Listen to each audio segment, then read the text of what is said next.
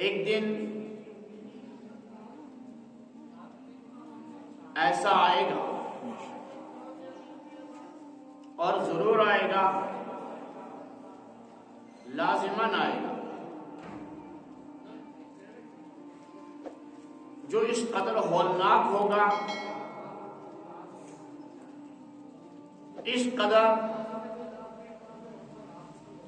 خطرناک ہوگا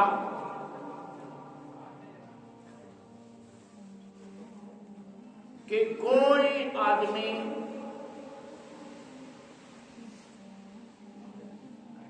کسی دوسرے آدمی کے بارے میں بات نہیں کر سکے گا۔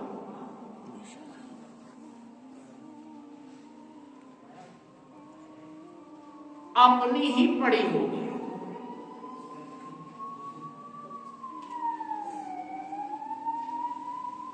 شوہر بیوی کے متعلق، بیوی شوہر کے متعلق، باپ بیٹے کے متعلق، بیٹا باپ کے متعلق، ماں بیٹی کے متعلق، بیٹی ماں کے متعلق، پیر و مرشد مریدین کے متعلق، مریدین اپنے پیر و مرشد کے متعلق، دوست کے متعلق، آنے والے ملاقاتیوں کے متعلق کسی قسم کی کوئی بات نہیں ہوگی، اور نفسی کا عالم ہوگا۔ بس ہر ایک لرزاں ترساں ہوگا، اور یہ ذہن میں بات سمائی ہوگی کہ کسی طریقے سے میری جان بچ جائے، آج مجھے نجات مل جائے، کسی کو ملے نہ ملے اس کی کوئی فکر نہیں۔ یوم لا تملک نفس لنفس شیئا،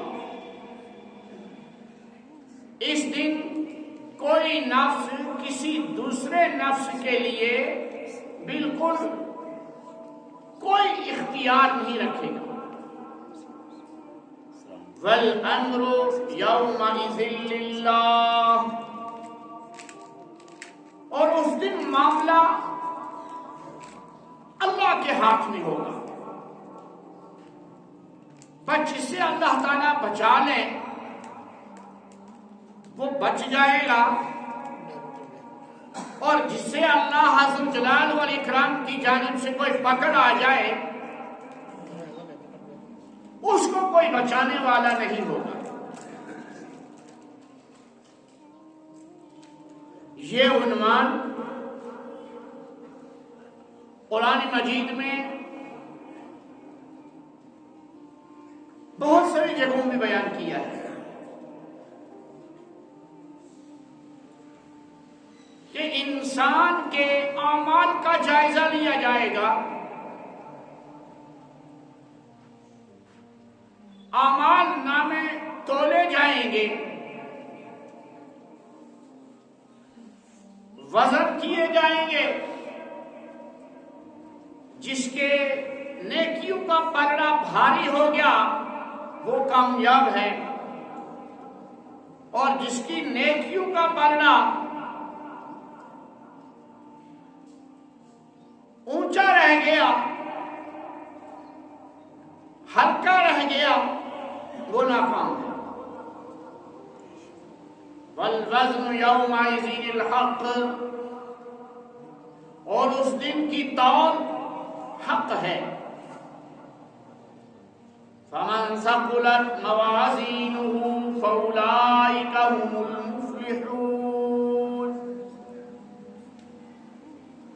جس کی ترازو، جس کی تول بھاری ہو گئی وہ کامیاب لوگوں میں سے ہے۔ وَمَنْ خَفَّتْ مَوَازِينُهُ فَأُولَئِكَ الَّذِينَ خَسِرُوا أَنفُسَهُمْ فِي جَهَنَّمَ خَالِدُونَ، اور جس کے نامہ اعمال کی تول گھٹیا ہو گئی، ہلکی ہو گئی، فَأُولَئِكَ الَّذِينَ خَسِرُوا أَنفُسَهُمْ فِي جَهَنَّمَ خَالِدُونَ، یہی لوگ ہیں جنہوں نے اپنے جانوں کو نقصان میں ڈال دیا اور جہنم کے اندر ہمیشہ ہمیشہ رہیں گے. اور وہاں کیا ہوگا؟ تلفح وجوہہم النار وہم فیہا کالحون. اللہ اکبر. جہنم کی آگ ان کے چہروں کو جھلسا دے گی اور وہ جہنم کی چیخ و پکار کے اندر لگے رہیں گے. تو یہ ایک ایسی حقیقت اور ایک ایسا دن آ رہا ہے کہ اس دن بدلہ، جزا ہر آدمی کو مل کر رہے گی، بلکہ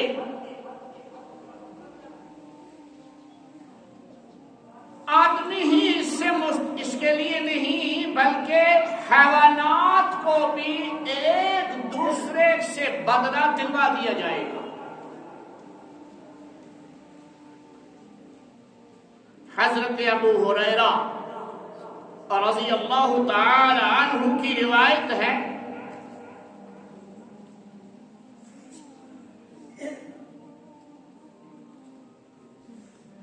فرماتے ہیں عن ابی ہریرہ رضی اللہ تعالی عنہ ان رسول اللہ صلی اللہ علیہ وسلم قال. ابو ہریرہ رضی اللہ تعالی عنہ روایت فرماتے ہیں کہ رسول اکرم صلی اللہ علیہ وسلم نے ارشاد فرمایا لَتُؤَدُّنَّ الْحُقُوقَ إِلَىٰ أَهْلِهَا. تم صاحب حق کو اس کا حق ضرور ادا کر دو.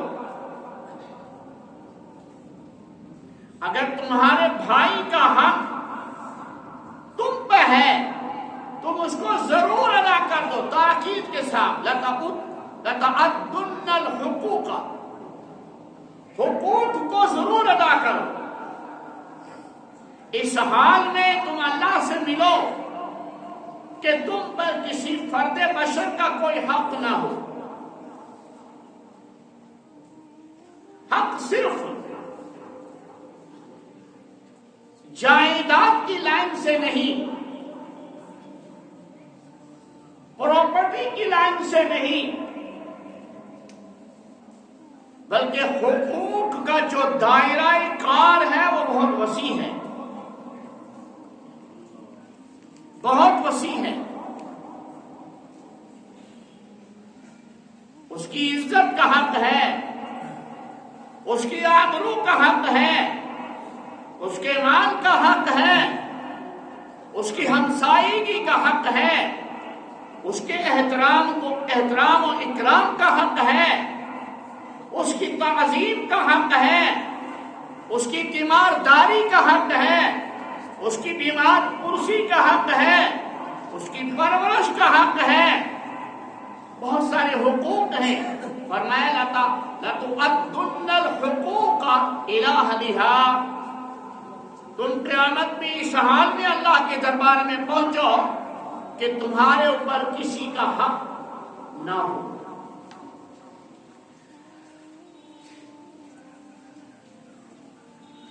قیامت کے دن حقوق کی ادائیگی کا عجیب عالم ہوگا. انسان کو تو انسان کے حقوق دلائے جائیں گے،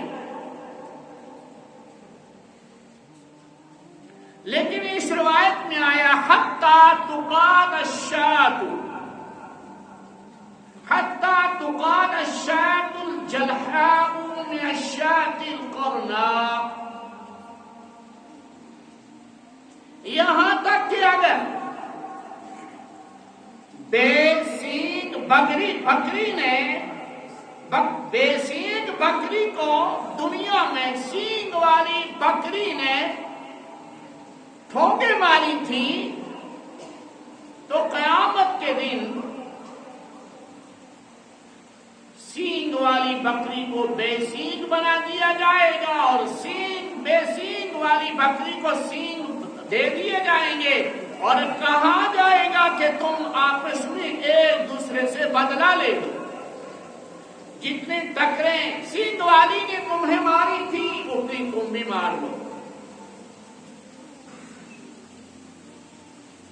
ہمارے اکابرین میں ایک محقق عالم دین حضرت مولانا محمد میاں صاحب رحمۃ اللہ علیہ گزرے ہیں، دارالعلوم دیوبند کی عظیم ترین شخصیات میں سے ہیں۔ انہوں نے حدیث کی کتاب لکھی مشکات الاثار، اور اسی مشکات الاثار میں یہ لکھا ہے کہ یہ صورتحال بچوں سے بھی آپس میں لی جائے گی، یعنی بلوغت سے پہلے بھی اگر بچے آپس میں لڑے بھیڑے ہیں اور ایک نے دوسرے پہ زیادتی کی ہے تو قیامت کے دن بچوں سے بھی یہ زیادتی کا جو بدلہ ہے یہ چکا دیا جائے گا، تو حیوانات سے بھی بدلہ لیا جائے گا اور انسانوں سے بھی بدلہ لیا جائے گا۔ حضرت ابو ہریرہ رضی اللہ تعالی عنہ کی روایت ہے کہ حضور رحمت دو عالم صلی اللہ تعالی علیہ وسلم صحابہ کرام رضوان اللہ تعالی علیہم اجمعین کے درمیان تشریف فرما تھے۔ آپ صلی اللہ علیہ وسلم نے پوچھا من المفلس، کبھی کبھی حضرت رسول اکرم صلی اللہ تعالی علیہ وسلم کسی اہم بات کو سوال کی شکل میں بیان فرماتے تھے کہ صحابہ سے سوال کرتے تھے تاکہ اس بات کی اہمیت زیادہ تر واضح ہو جائے۔ تو صحابہ اکثر یہ جواب دیا کرتے تھے اللہ ورسولہ عالم، اللہ اور اس کے رسول صلی اللہ علیہ وسلم ہی زیادہ جانتے ہیں، ہم نہیں جانتے۔ اس حدیث میں جب آپ نے پوچھا معنی مفلس، مفلس کون ہے؟ مفلس کی معنی غریب، فقیر، محتاج، ہر اعتبار سے محتاج کون ہے؟ صحابہ نے جواب دیا المفلس فینا یا رسول اللہ صلی اللہ علیہ وسلم من لا درہم ولا متاع، من لا دینار له ولا متاع۔ یا رسول اللہ صلی اللہ علیہ وسلم ہم تو مفلس اس کو کہتے ہیں جس کے پاس کوئی درہم دینار نہ ہو، روپیہ پیسہ نہ ہو اور زندگی گزارنے کا ضروری سامان بھی نہ ہو، متاع بھی نہ ہو، دینار اور درہم بھی نہ ہو، اس کو ہم غریب کہتے ہیں، اس کو ہم مفلس کہتے ہیں، وہ ہمارے ہاں مفلس ہے۔ آپ صلی اللہ تعالی علیہ وسلم نے اس کا جواب دیا، فرمایا المفلس من امتی من یاتی بصلاۃ وصیام وزکاۃ وقد شتم هذا وقذف هذا وأكل مال هذا وسفك دم هذا۔ فرمایا یہ تو دنیاوی اعتبار سے مفلس کی تم نے تعریف کی، یہ ہمارے ہاں مفلس نہیں ہے، اس دنیا کی کوئی اہمیت نہیں، اس دنیا کی کوئی حقیقت نہیں۔ اگر اس دنیا کی اہمیت اللہ کی نظر میں ہوتی، اللہ کے نگاہ میں دنیا کی کوئی حقیقت اور اہمیت ہوتی، تو اللہ تعالی کافر کو دنیا کے چیزوں میں سے ایک قطرہ بھی عطا نہ کرتا، وہ اس کا نافرمان ہے، ایک قطرہ بھی نہ ملتا۔ لیکن تم دیکھ رہے ہو سب سے زیادہ جائیداد اور مال اور روپیہ اور پیسہ اور ساری چیزیں کفار کے قبضہ میں ہیں۔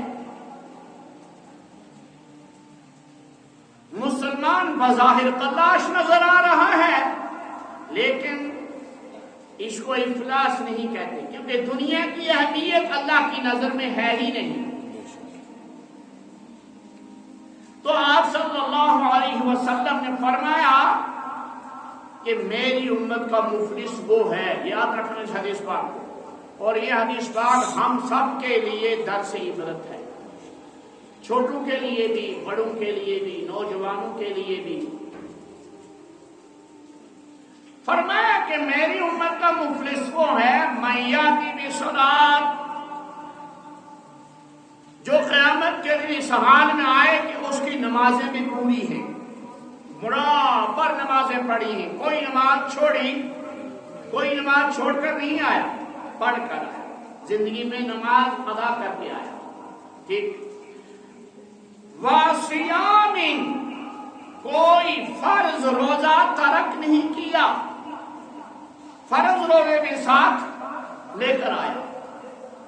وَزَكَاةٍ، اللہ نے اس کو مالدار بنایا تھا، وہ مال کی زکوٰۃ بھی دیا کرتا تھا، محتاجوں کو، فقیروں کو، ضرورت مندوں کو مال کی زکوٰۃ بھی دیتا تھا، تو زکوٰۃ بھی لے کر آیا، نمازیں بھی لے کر آیا، روزے بھی لے کر آیا، زکوٰۃ بھی لے کر آیا، یعنی اس کا ثواب اس عمل کو لے کر آیا، ان تمام اعمال کو میرے پاس۔ لیکن اس کی پوزیشن کچھ ایسی، نیکیاں تو نیکیوں کا انبار لے کر آیا، نیکیوں کا ڈھیر لے کر آیا، اس کی مغفرت کا اللہ نے فیصلہ کیا کہ چلو اس کو جنت میں بھیج دو، تو اللہ کے بندوں میں سے ایک جماعت کھڑی ہو گئی، یہ تو دنیا میں مجھے گالیاں دیا کرتا تھا، وقد شتم ھذا، یہ گالیاں دیا کرتا تھا، اس کی زبان کنٹرول میں نہیں تھی۔ دوسری جماعت کھڑی ہوگی، دوسرا آدمی کھڑا ہوگا، وقذف ھذا، میرے ربا، کافی ہے یہ، کافی ہے، آپ اپنی چیز، میرے ربا اس نے مجھ پر تہمتیں لگائی ہیں، یہ مجھے تہمتیں لگاتا تھا اور عوام میں بدنام کرتا تھا، یہ زانی ہے، یہ شرابی ہے، یہ فلاں ہے، یہ فلاں ہے، یہ فلاں ہے، یہ میری برائیاں بیان کرتا تھا۔ وقذف ھذا، ایک اٹھے گا اور وہ شکایت کرے گا، وَأَكَلَ مَالَ ھذا، اے اللہ اس نے تو میرا مال کھایا ہے، میں اس کے ساتھ مزدوری کرتا تھا لیکن مزدوری ادا نہیں کی، ہاں بھائی، میں اس کے باغ میں کام کرتا تھا، اس کی کھیت میں کام کرتا تھا، اس نے میری ضروریات اور میرے عیال کی ضروریات کا خیال نہیں رکھا، سال کے بعد مجھے قلاش واپس کیا، خالی کر کے واپس کیا۔ وَأَكَلَ مَالَ ھذا، ہاں میری زمین اور اس کی زمین دونوں آپس میں ملتے تھیں، حد بندی تھی، لیکن یہ اپنی زمین کی حد بندی میری زمین کی طرف بڑھاتا رہتا تھا، میرا بنا بھی کھا لیا،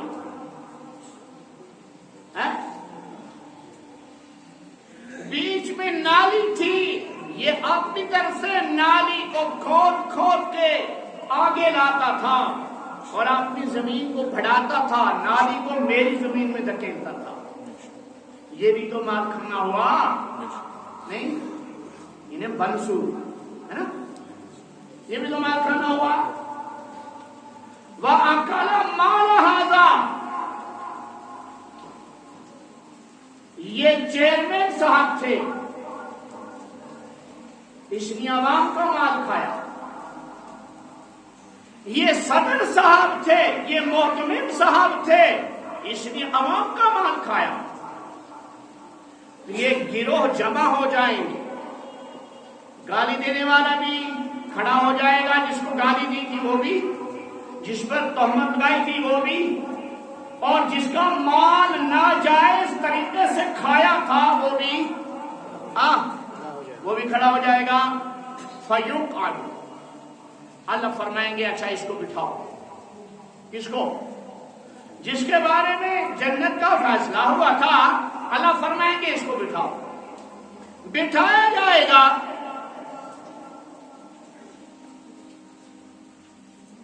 آگے ایک اور دو باتیں اور ہیں۔ وَسَفَكَ دَمَ هَذَا، ایک جماعت اور کھڑی ہو جائے گی، اس نے تو میرا خون بہایا ہے، مجھے اتنا مارا ہے کہ میرے جسم سے خون بہہ گیا، ٹھیک۔ وَضَرَبَ هَذَا، مجھے تو مکے اور گھوسے ہی چلایا کرتا تھا،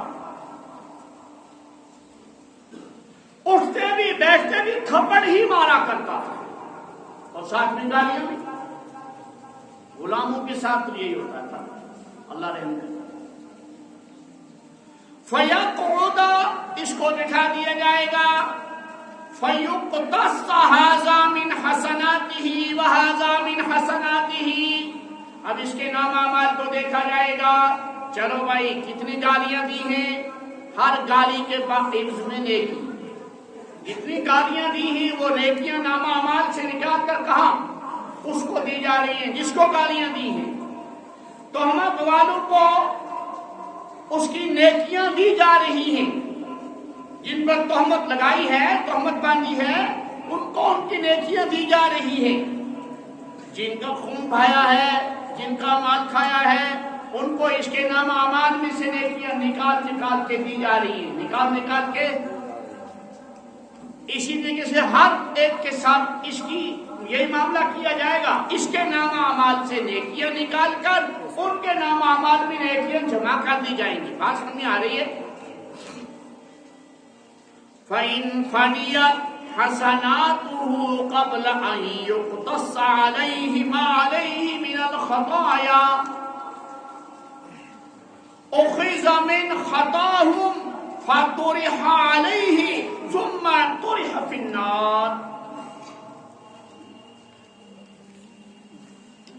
گالی دینے والے کو بھی نیکیاں دی جا رہی ہیں، گالی جس کو دی گئی تھی اس کو بھی نیکیاں دی جا رہی ہیں، جس کا مال کھایا اس کو بھی نیکیاں دی جا رہی ہیں، جس کو مارا تھا اس کو بھی نیکیاں دی جا رہی ہیں، جس کا خون بہایا تھا اس کو بھی نیکیاں دی جا رہی ہیں، سب کو نیکیاں دی جا رہی ہیں۔ اب اس کے نامہ اعمال میں اگر نیکیوں کا دفتر ختم ہو گیا، نیکیاں تقسیم ہو گئی نا، نیکیاں ہو گئی نا تقسیم، اب اس کے نام اعمال میں نیکیوں کا دفتر تو کیا ہو گیا؟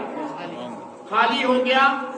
اب کیا کیا جائے؟ لیکن نیکیاں ختم ہو گئی ہیں اور حقوق ابھی باقی ہیں، حقوق ابھی بہت سارے ایسے لوگ ہیں جن کو گالیاں دی تھی، وہ کھڑے ہیں، ایسے جو کہ ایسے محتاج مال والے بھی کھڑے ہیں، جنہوں نے مارے کھائی تھی حضرت کے ہاتھ سے، جناب کے ہاتھ سے، وہ بھی کھڑے ہیں۔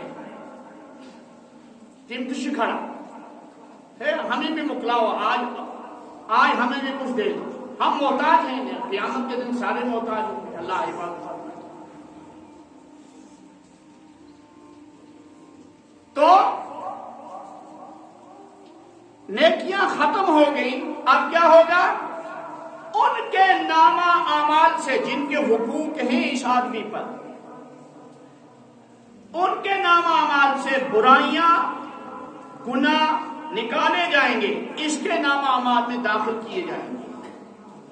فَإِنْ فَنِيَتْ حَسَنَاتُهُ، اگر اس کی نیکیاں ختم ہو گئی، قبل ان يقتص ما علیہ من الخطایا، اس سے پہلے کہ جو اس پر گناہ تھے وہ ختم ہونے سے پہلے ہی، ان کا بدلہ چکانے سے پہلے ہی نیکیاں ختم ہو گئی، تو اب کیا کیا جائے گا؟ اخذ من خطاہم، ان کی خطائیں لی جائیں گی، یعنی ان کے نام اعمال سے گناہ لیے جائیں گے. طرح علیہ، اس مجرم کے نام اعمال میں جمع کر دیے جائیں گے. ثم طرح فی النار، پھر اس کو جہنم میں داخل کر دیا جائے گا. بولو حضور اکرم صلی اللہ علیہ وسلم کے ارشاد کے مطابق بھی اور ہماری عقل کے مطابق بھی یہ آدمی مفلس ہے یا نہیں؟ اس کی ساری کمائی کہاں چلی گئی؟ پوری زندگی کی کمائی، 70 سال 80 سال اللہ نے عطا کیے، 100 سال بھی اللہ نے عطا کیے، 100 سال میں سے 15 سال نابالغی کے رکھ لو، بقیہ سال اس کو اللہ نے عبادت کا موقع دیا، اس نے خوب نیکیاں جمع کی تھی، لیکن یہ جرائم بھی کیے ہوئے تھے اور کسی سے پھر معافی نہیں مانگی تھی، پھر کسی سے نہیں کہا تھا اے دامن پھیلا رہا ہوں اللہ کے لیے معاف کر دو، میں نے آپ کی عزت ابرو ریزی کی ہے، بےحرمتی کی ہے، میں نے آپ کا مال کھایا ہے، میں نے آپ کی غیبت کی ہے. غیبت آج بہت زیادہ لوگ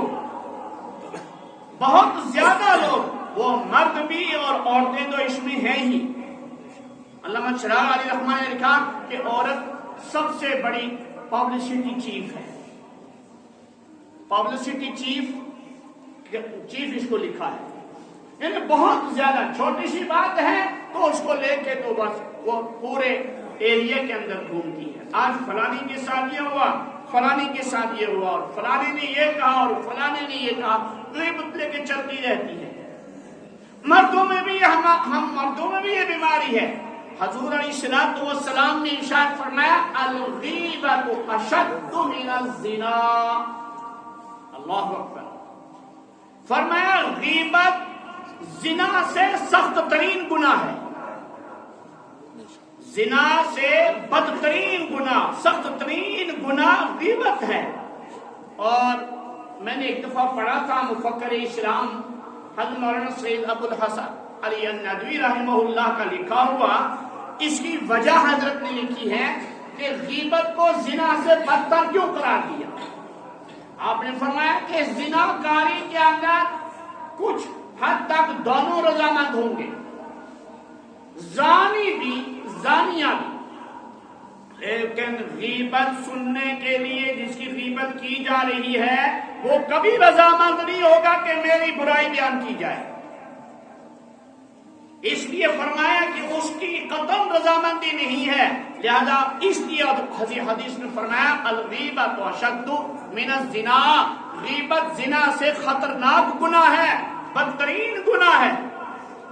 اور صحابہ نے عرض کیا یا رسول اللہ صلی اللہ علیہ وسلم اگر اس آدمی کے اندر وہ برائی حقیقتاً ہو، فرمایا تبھی تو غیبت ہے، اگر برائی ہو ہی نہ پھر ہے بہتان، پھر فرمایا پھر بہتان ہے، اور بہتان غیبت سے زیادہ بڑا گناہ ہے. ھذا بہتان عظیم، بہتان کو قرآن عظیم نے عظیم کہا ہے کہ بہتان تو ایسا گناہ، ایسی چیز دوسرے کی طرف نسبت کرنا جو اس کے اندر ہے نہیں ہے، اس کو بہتان کہا جاتا ہے.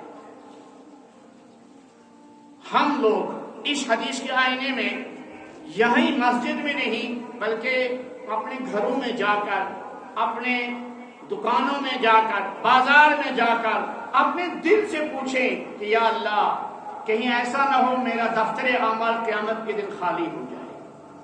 اس طرح بھی ہمارے اعمال اتنے مضبوط نہیں ہیں، اتنے اہم ترین اعمال نہیں ہیں، کمزور ترین اعمال ہیں. نہ جانے یہ کب قبول ہوں گے نہیں ہوں گے، وہ تو اللہ بہتر جانتا ہے، لیکن پھر بھی کچھ نہ کچھ جو ہم کر رہے ہیں ہمیں ان تمام چیزوں پر غور کرنا چاہیے اور اپنے نفس کو کنٹرول میں کرنا چاہیے. اپنی زبان کو گالی سے بچانا چاہیے، اپنے بھائی پر تہمت لگانے سے اپنے زبان کو بچانا چاہیے، دوسرے کا مال کھانے سے پرہیز کرنی چاہیے، دوسرے کا خون بہانے سے پرہیز کرنی چاہیے، دوسرے کو مار پٹائی سے پرہیز کرنی چاہیے. وآخر دعوانا ان الحمد للہ رب العالمین.